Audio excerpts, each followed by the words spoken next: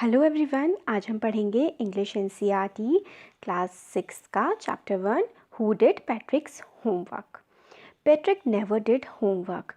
Too boring, he said. He played hockey and basketball and Nintendo instead. Patrick एक बच्चा था, वो कभी भी अपना होमवर्क नहीं करता था। उसे लगता था कि ये तो बहुत ही ज़्यादा बोरिंग काम है। इसके बजाय वो हॉकी खेलता था, बास्केटबॉल खेलता था और एक निंटेंडो एक वीडियो गेम होता है, उसको वो खेलना पसंद करता था। His teachers told him, Patrick do your homework or you won't learn a thing. उसके जो टीचर्स थे वो उससे कहते थे, पैट्रिक तुम्हें अपना होमवर्क करना चाहिए और अगर तुम नहीं करोगे तो तुम कुछ भी नहीं सीख पाओगे। And it's true, sometimes he did feel like an ignoramus, but what could he do, he hated homework. और जो पैट्रिक था, कई बार उसे भी लगता था कि वो होमवर्क नहीं करता है तो उसको मतलब ऐसा लगता है कि मतलब उसे कुछ समझ वमझ नहीं आता है ज़्यादा, मगर क्या कर सकते थे, उसको होमवर्क करना तो बिल्कुल भी पसंद नहीं था। इग्नोरमस का मतलब होता है ऐसा पर्सन जिसको पढ़ाई के बारे में कुछ ज़्यादा नॉलेज ना हो। Then one day he found his cat playing with a little dog and he grabbed it away.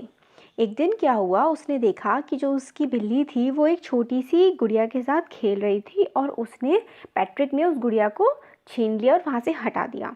To his surprise it wasn't at all but a man of tiniest size.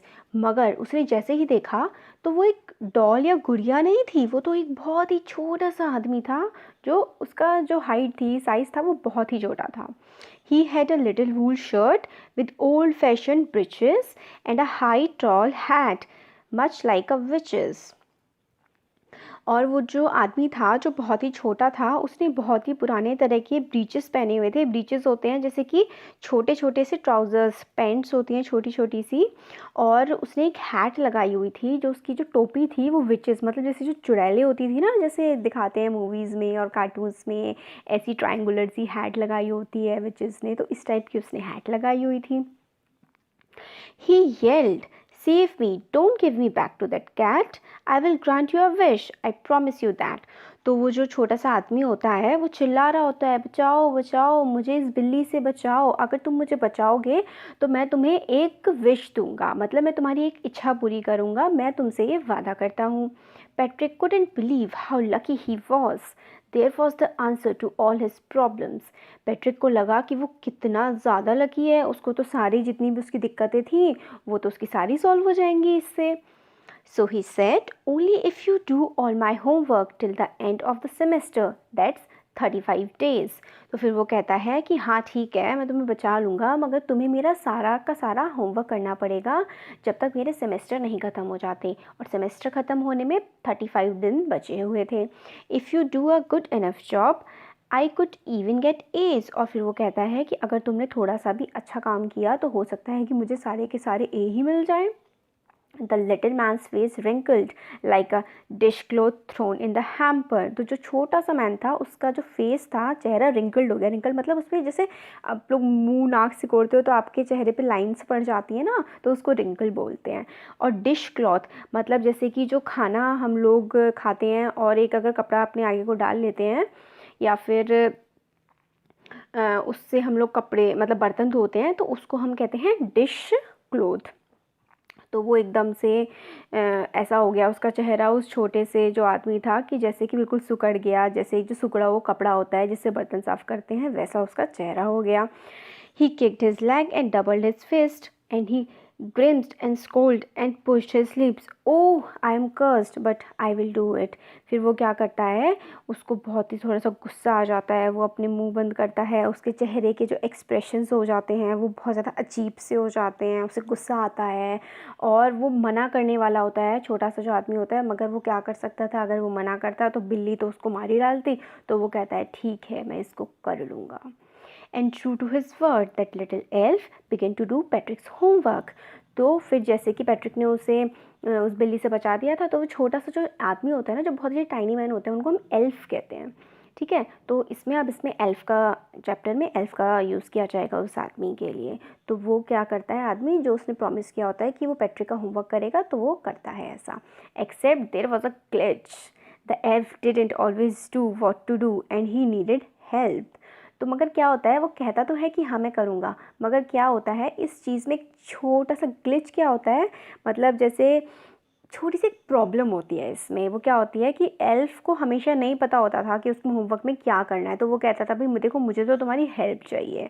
तो फिर वो कहता है and Patrick would have to help in whatever way, और जो उसको elf को help चाहिए होती है और पैट्रिक को भी उसकी हेल्प करनी पड़ती है, जैसा कि वो कहता है। I don't know this word, the elf squeezed while reading Patrick's homework। तो एल्फ जो होता है वो पैट्रिक का होमवर्क कर रहा होता है, तो वो कहता है पैट्रिक से कि मुझे इस वर्ड का मतलब नहीं समझ में आ रहा है कि क्या है ये, तुम जाके डिक्शनरी लेके आओ। So get me a dictionary, no what's even better, look up the word and sound it out by each letter. फिर वो कहता है मुझे इस लेटर का मतलब नहीं, मतलब ये जो वर्ड है इसका मतलब मुझे समझ में नहीं आ रहा है, तो तुम जाओ डिक्शनरी लेके आओ। फिर कहता है नहीं, डिक्शनरी से बेटर तुम इसका एक एक वर्ड पढ़ो, एक एक लेटर पढ़ो इसका, और मुझे ज़ोर ज़ोर से पढ़ के सुनाओ। When it comes to maths Patrick was out of luck. Where are times tables, the elf shrinked. फिर मगर जब मैथ्स आती है तो वहाँ पे डिक्शनरी भी यूज़ नहीं हो सकती थी, तो जो एल्फ होता है वो कहता है ये टाइम टेबल्स क्या होती हैं भाई। एल्फ को मतलब अजीब सा हो जाता है वो। श्रिक्ड का मतलब होता है बहुत ही ज़्यादा तीखी सी आवाज़ में चिल्लाना। The elves never need that, and addition and subtraction and division and fractions, here sit down beside me, you simply must guide me। तो वो कहता है एल्फ कि हमें कभी भी इन सब चीज़ों की ज़रूरत नहीं पड़ी, जैसे कि प्लस करना, माइनस करना, डिवाइड करना, मल्टीप्लाई करना, ये सब क्या होता है, मेरे साथ में बैठो और मुझे बताओ कि मुझे तुम्हारी हेल्प कैसे करनी है। फिर क्या होता है आगे, elves know nothing of human history, to them it's a mystery, so the little elf, already a shouter, just got louder, go to the library, I need books। और उसको मैथ्स भी नहीं आती थी, और जब हिस्ट्री की बात आती है तो जो एल्फ्स होते हैं उनको ह्यूमन हिस्ट्री के बारे में तो कुछ पता ही नहीं होता है, तो जब हिस्ट्री पढ़ने की बात होती है तो जो एल्फ होता है वो और ज़्यादा चिल्लाने लगता है। और जैसे कि ह्यूमन की जो हिस्ट्री होती है वो तो उसके लिए एक मिस्ट्री होती है, हिस्ट्री का मतलब होता है इतिहास, मिस्ट्री का मतलब होता है पहेली, तो ह्यूमन का इतिहास तो उसके लिए एक पहेली जैसा होता है। फिर वो और तेज चिल्लाता है और कहता है जाओ लाइब्रेरी से जा कर के मेरे लिए बुक लेके आओ, more and more books and you can help me read them too, खूब सारी किताबें लेके आओ और तुम उनको पढ़ने में मेरी मदद भी कर सकते हो। As a matter of fact every day in every way that little elf was a nag, Patrick was working harder than ever, and was it a drag? He was staying up nights, head never felt so weary, was going to school with his eye puffed and bleary। तो जो वो था ना elf था, वो बहुत ही ऐसा था, नैग का मतलब होता है जो बहुत ज़्यादा परेशान करते हैं ना लोगों को, सबको इधर उधर परेशान करते रहते हैं, वो उनको बोलते हैं नैग। तो पैट्रिक को क्या करता था, वो ये इसकी बुक लाओ, उसकी बुक लाओ, मुझे ये नहीं आता, मुझे वो नहीं आता, मेरी हेल्प करो, ऐसा करके पैट्रिक को बहुत ज़्यादा मेहनत करनी पड़ती थी। वो रात रात जागता था, फिर जब सुबह बिल्कुल नींदों में वो स्कूल जाता था। Finally the last day of school arrived and the elf was free to go. और फिर फाइनली क्या हुआ कि स्कूल का आखिरी दिन आ गया और अब एल्फ फ्री था क्योंकि उसने उसका सारा होमवर्क करवा दिया था या जो भी था, फिर वो जा सकता था। As for homework there was no more, so he quietly and slyly slipped out of the back door. तो वो क्या होता है, आपको होमवर्क तो बचा नहीं होता है, तो वो चुपचाप पीछे के दरवाजे से निकल जाता है। स्लेली मतलब चुपचाप, सीक्रेटली, चुपचाप, चुपके से। Patrick got his age, his classmates were amazed. Patrick को क्या होता है कि पूरे उसमें जो फाइनल उसका होता है उसमें उसको ए मिलते हैं, उसके क्लासमेट्स जो होते हैं वो तो बड़े हैरान परेशान से हो जाते हैं। अमेज का मतलब होता है हैरान होना। His teachers smiled and were full of praise and his parents they wonder what had happened to the Patrick. और जो टीचर्स होते हैं वो स्माइल करते हैं और उसकी बहुत तारीफ़ करते हैं पैट्रिक की, और उसके पेरेंट्स, उनको तो लगता है कि आखिर हो क्या गया पैट्रिक को। He was now the model kid, cleaned his room, did his chores, was cheerful, never rude, like he had developed a whole new attitude।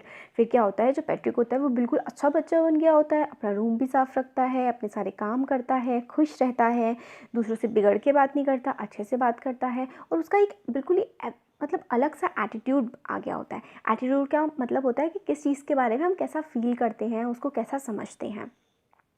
You see, in the end, Patrick still thought he would have made that tiny man do all his homework। और last में ऐसा होता है कि मतलब Patrick को तो ऐसा लगता है कि जो सारा का सारा काम होता है वो उस एल्फ ने, वो छोटा सा जो आदमी था उसने किया होता है। But I will share a secret just between you and me, it was in the elf, Patrick had did it himself. मगर क्या होता है, जो राइटर होते हैं वो लास्ट में बोलते हैं कि मैं आप लोगों के साथ एक सीक्रेट शेयर करता हूँ, काम जो सारा किया था ना वो पैट्रिक नहीं किया था, एल्फ ने तो कुछ किया ही नहीं था। वो कैसे बताइए, क्योंकि जो एल्फ होता है वो तो कहता है कि मुझे तो ये भी नहीं आता, मुझे तो वो भी नहीं आता, मुझे मैथ्स बताओ, ये एडिशन कैसे होता है, सब्ट्रैक्शन कैसे होता है, हिस्ट्री क्या होती है, बुक्स लेके आओ, मुझे पढ़ के बताओ। तो मतलब सारा का सारी चीज़ें, पढ़ाई करना और मैथ्स करना, कैलकुलेशन करना, ये सारा काम तो पैट्रिक ही कर रहा था। तो एट दी एंड सारा काम पैट्रिक ने ही किया था। पैट्रिक को सिर्फ ऐसा लगता था कि किसी और ने उसके लिए होमवर्क किया है। सो आपको कैसा लगा चैप्टर? अच्छा लगा तो कमेंट सेक्शन में बताइएगा ज़रूर, लाइक करिएगा वीडियो को और हमारे चैनल को सब्सक्राइब करिएगा। Thank you so much.